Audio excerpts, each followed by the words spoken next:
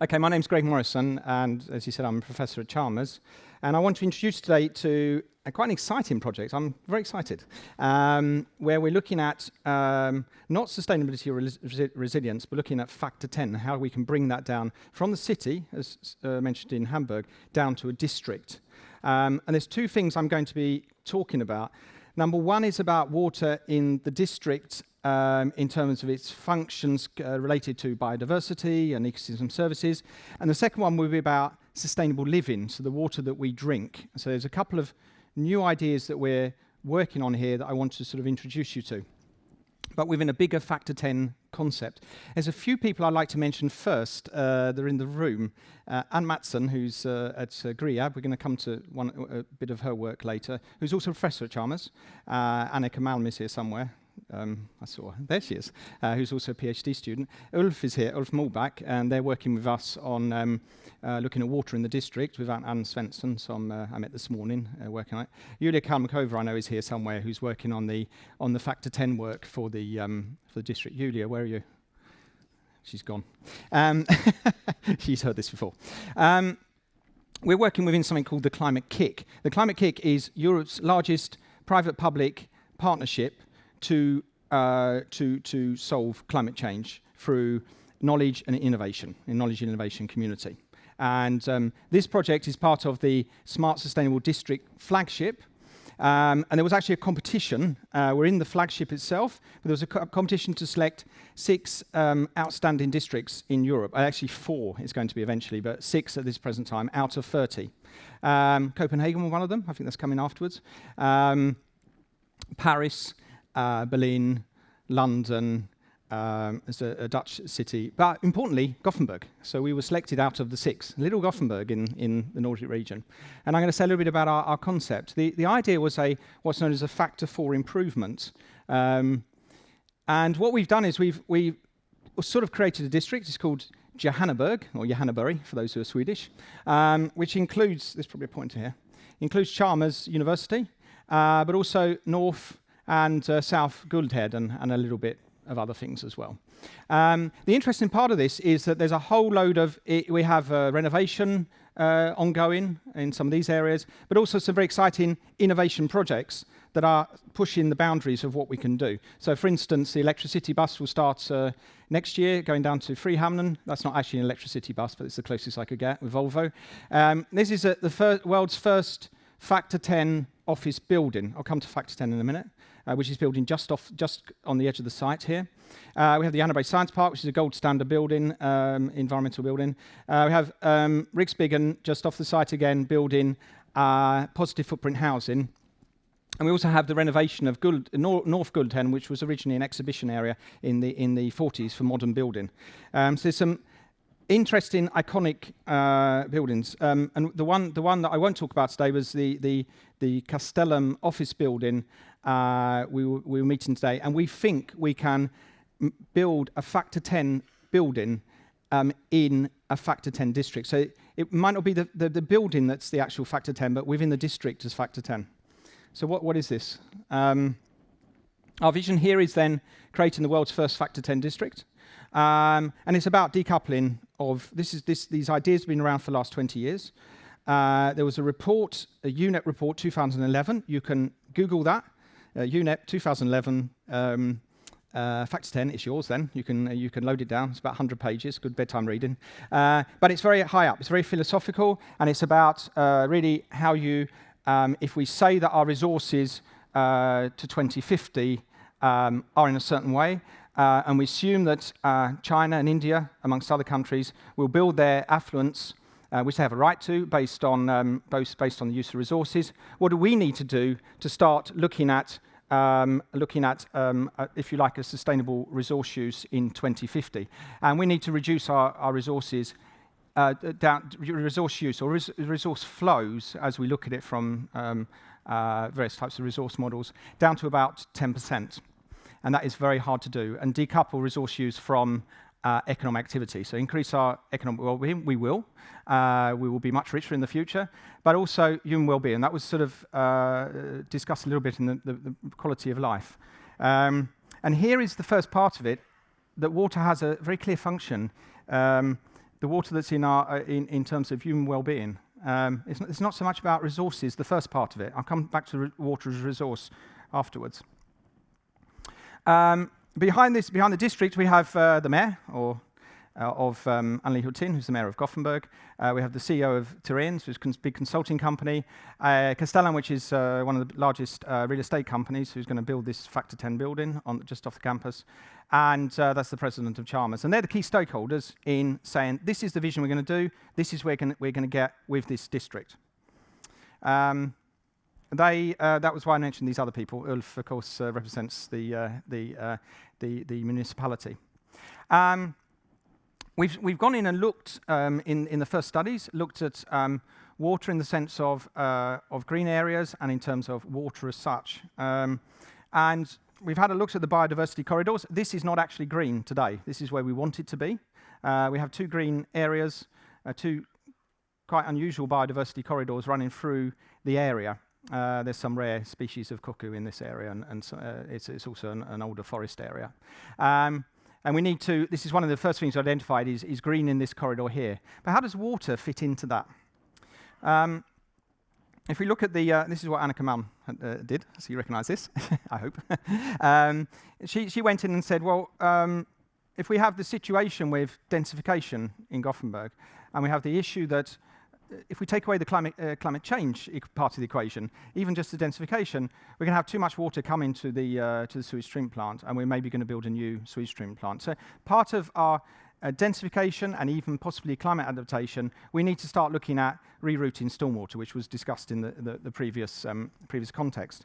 So Annika's gone in and looked at what would have to be, what if we decouple the stormwater, where it could be led, and how we could use that.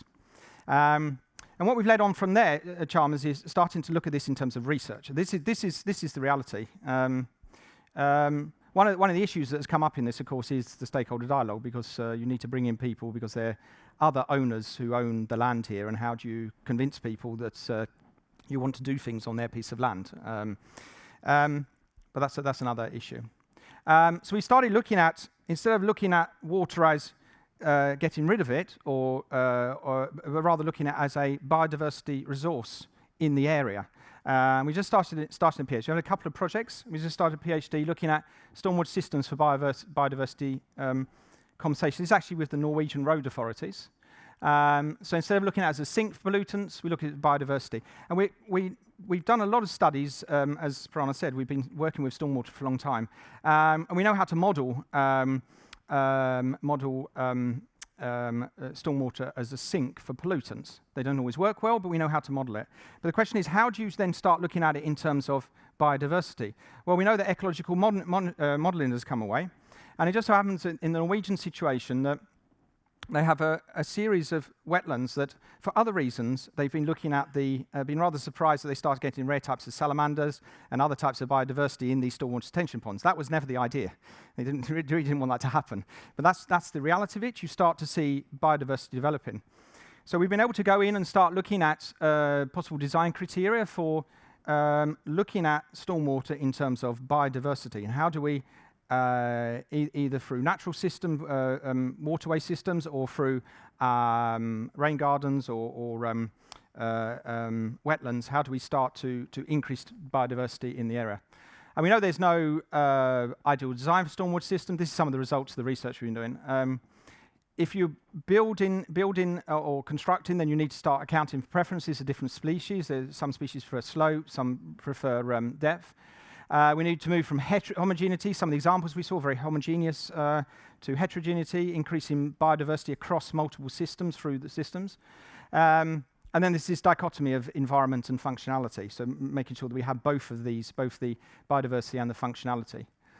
And from the Norwegian data, we've been able to go in and study them. There's a whole series of wetlands, and learn from it and use that in our future work.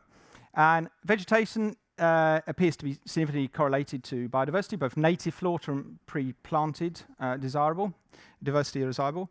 And then we've been also looking at the abiotic factors which will then affect biodiversity in these systems.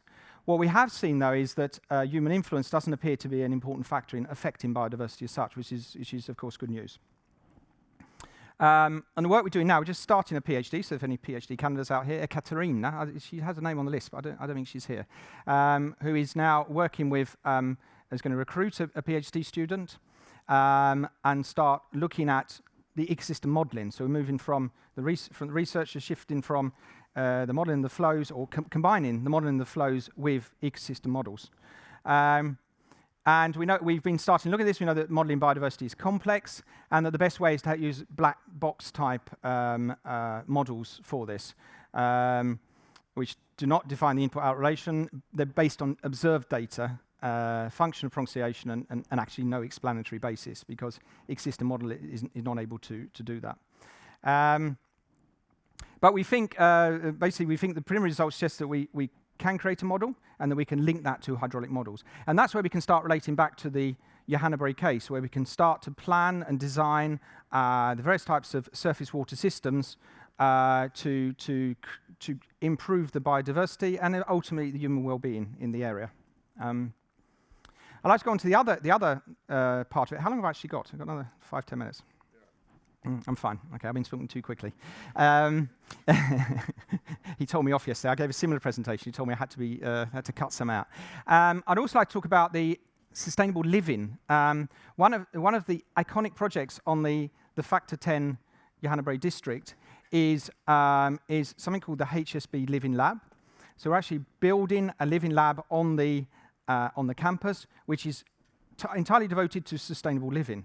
And normally, the rhetoric over the last, and the work that a lot of people have done has been a lot about separating water into grey streams and black streams and other streams. We don't have that as a starting point. This is the lab that's going to be built. It's not going to look like this, but this is it's a modular form, 5 floors high, where students are actually going to live and are going to be studied in every possible way, every imaginable sensor. It's going to be in there. And it's been designed by Tengborn with a lot of shared space. We're going to be able to completely change the facade material. We'll just pull it out, put new ones in. So it's been built from a very flexible point of view, and water is one of the key parts of it. And in working for this, it's about Chalmers students making a difference to sustainable living. About 40 flats. There's been guest researchers. You would be able to probably hire out we're going to have a design studio. We're also going to have a dare to build with NASA, where we're looking at actually building prototypes in the building. And clearly water is one of the key. Resources is obviously a big, and consumption are big issues. And that is part of an international context, the Climate-KIC. So there's a HSP Living Lab. That's another version of it. It's definitely not going to look like that. It's an older version. TU Delft have a concept house. ETH, House of Natural Resources, and NEST, which is quite similar to our Living Lab. And there's a research institute in Spain who are looking at more work office. And this group, together with NASA, Tokyo University, and even Bombay, represent a network through Europe looking at the Living Lab concept. So the results we have will then be exchanged with these networks and trying to look at new ideas, which is good for, of course, for innovation. And one of the things we've done in leading up to this, in leading up to the design, are what we originally called hackathons, but that's nobody really understands what it is. But co-creation workshops to generate new ideas, new ways of thinking. So, for instance, water in the home. So the first co-creation. Oh, sorry. The first co-creation workshop we had was looking at the washing room, basically the Living Lab has three pillars, if you like. One is social and resource sustainability. One is or sustainability science, if you like. One is systems and engineering. And the third is design and behavior. So what we're doing here is going in and not looking at it from just an engineering point of view, separating the streams, but starting to question the whole idea of washing. The reason why it's interesting for HSB is in the Swedish context, the Swedes here will know about this, in apartment blocks, you often have a washing room, which is not always the best social room because people fight over who used the machine last or whatever. This is a joke in Sweden. Everyone laughs at it. And what's happening is that as with new builds and even with renovations, people are starting to put in their own, not wanting the washing room, and putting in their own washing machine and dryer. And this was actually HSB when they first started in the 20s. This was the modern modern way of living was the washing room, Dagis, and the garbage chute. So they were the three that they introduced. That was modern living in those days. And they want to reinvent it, and they want to have new ideas for doing it. So that's where this is coming from, bringing together Chalmers students and researchers in two-day co-creation workshops. HSB, people who work at HSB and are behind the Living Lab, but also our other partners in the HSB Living Lab, Electrolux, which is a very interesting company, which I'll come to, Bengt Dahlgren installation company, Tengbom, who are designing the design Göteborg Energy, and Peab, and there's a number of other companies coming in, HiQ, which look like they're coming in, which is a smart visualization type company. And we linked up with, we thought we have to push the extreme. We're going to do factor 10, we're going to have to push it. We linked up to NASA. We have an adjunct professor at Chalmers, Larry Toobes, who's one architect among 50,000 engineers at the Johnson Space Center, and brought in researchers. In fact, next week there are three professors from Rice University that are coming across to join in another co-creation workshop, and researchers from the University of Houston. And we're at the Johnson Space Center, and we did a parallel co-creation workshop. And what they start to question is the use of water, because if for NASA, it's about going to Mars. And today on the International Space Station, their way of washing is to put the dirty clothes into a pod and then burn it up in the atmosphere. So they have a high incineration method of doing their washing. That's definitely no water. But the question is, how would you do that on the way to Mars, or are you just going to be smelly for a year? So they're doing a lot of research on it, looking at, for instance, cabinets using low energy UV LED, no water. They don't have water or don't have water's limited on the way to Mars. And we're at our end looking at it more from a housing corporation or housing association sustainable water sort of system. And it's the very essence of washing. Do we need water when we wash our clothes? It's okay going to chemical dry cleaners, but actually I would feel very unhappy if this hadn't been washed in water. And it's very much a cultural thing. So this was the sort of thing the design students were doing. I won't even try to explain that. And a lot of these sort of roundtables in the art studios at Chalmers. The interesting part of it was that there were two ideas coming out of it that are going to be tested in HSB Living Lab. One is about, do we need to wash all our clothes? Maybe we can refresh clothes. So this was one of the key things. It sounds rather simple, but lecturers are going to put cabinets into the lab, and we're going to be doing research on looking at how that affects people's daily practice in terms of washing and laundry. This one was from some of the students drew this. They had some ideas around free radicals and UV LED lights, but this is something we're going to be testing in the facility. So that's for clothes, and that'll be on every floor. We'll also be having, and it's come into the design process and will be in the lab. Also rethinking the laundry room, because it's not just about resource sustainability for water, it's also about social shared space. And I haven't got a good drawing for it yet, so it will be. It's being it will be on the first floor, and it'll be a bit of a showcase where lecturers will come in with quiet machines, their latest machines. Also looking at water in terms of tagging clothes, perhaps shed washing, but also looking at it in terms of course, life cycle assessment and other ways of trying to follow it up. We've got researchers from Chalmers who are going to be following that project. And Electrolux see that as important in terms, and HSB in terms of shared space, in terms of is it a multifunctional washing room? So it's not this dingy cellar where you go down and fight each other, but it's actually a place where we can live and work in the future, and saves water and energy. And that's my final slide. That's about Johannaberg Factor 10 district. Thank you. Thank you.